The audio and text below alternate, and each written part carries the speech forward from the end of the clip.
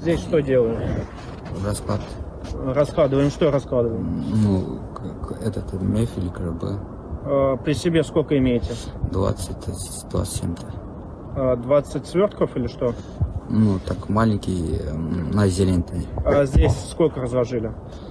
3 или 4, 5, или не знаю точно, я забыл. Так перед росгвардейцами оправдывается мужчина со странными пакетиками в карманах. В одном из столичных парков патрульные заметили подозрительного человека, закапывающего что-то в снег под деревом. Сделав закладку, он сфотографировал место и двинулся дальше, но, заметив людей в форме, попытался скрыться. Его сразу же схватили и вывернули карманы. Там нашлась крупная партия наркотиков — 70 грамм мефедрона. Тебе передали? Или Нет, ты где-то нашел? Нет, через интернет мне вот отправили фото, и где был координат, и показали, я вот там взял. Вину свою признаете? Сам употребляешь? Нет.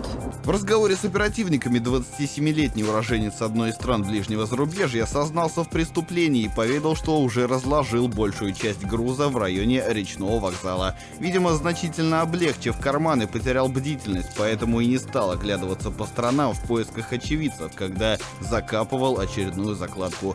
Мигранта-кладмена передали полицейским. За распространение наркотиков ему грозит до 15 лет лишения свободы. Мекендештер, бул маегибиз ошол баңгизаттар боюнча болот. Аянычка жараша азыр Москвада акыркы айда эле 3-4 биздин жарандар ушул баңгизатын таркатуу, сбыт деп коет орусча айтса. Болбосо биздин бир жаран ошол баңгизатынын өзү колдонуу деп жанында көлөм аз экен, ошентип кармалды. Албетте аларды сот аркылуу эле ошол эркинен ажыратып коет, 1-2 айга, андан кийин соту болот. Ошондуктан эскертме келек, ушул баңгизатка тиешелүү болсо таптакыр жолобоңуздар.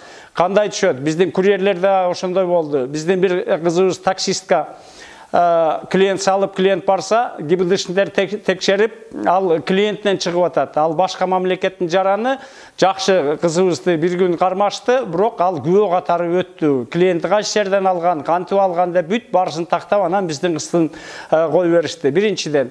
Экинчи окуя болсо, ал биздин жарандан 2 килограммдан ашуун баңгизатын тапкан, эми албетте ал бала далили болгон, азыр СИЗОдо эркинен ажырап турат, эми тергөө бүткөндөн кийин соту болот. Ошондуктан курьерлерге айтат элек, мындай жанагы сиздер алып тарката турган жерге биринчи эмгек келишим сураңыздар. Эмгек келишимди эмнени таркатасыздар? Кандай тамак аш, кандай оокат, же болбосо кандай заттарды, кандай буюмдар таркатасыздар?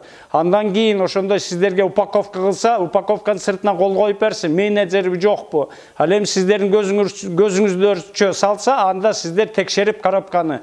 Ошондой укугуңуз бар, гана положите, гана салып көргүлө коробканы менин көзүмчө деп. Ошонун 2 түрү гана бар. Сиздердин көзүңүзчө салса, андан кийин баңгизат чыкпаш керек. Ал эми жанагы так оролгон болсо, аны тартынбай эле телефонго тартып, өзүңөр убактыңар бар.